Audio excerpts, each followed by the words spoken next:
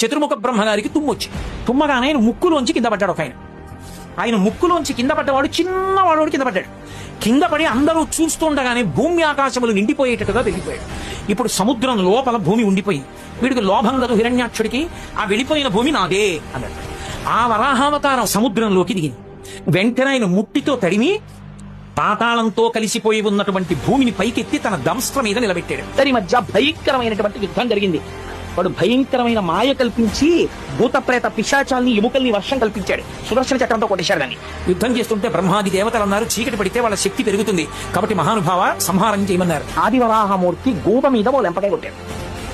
హిరణ్యాక్షుడు అంతే వాడు కిందపడి కింద పడిపోయి నాసికారంధ్రముల వెంట కర్ణరంధ్రముల వెంట నెత్తులు కారిపోతుండగా హిరణ్యాక్షుణ్ణి తన 2 కోరలతో నొక్కి పట్టి సంహరించాడు.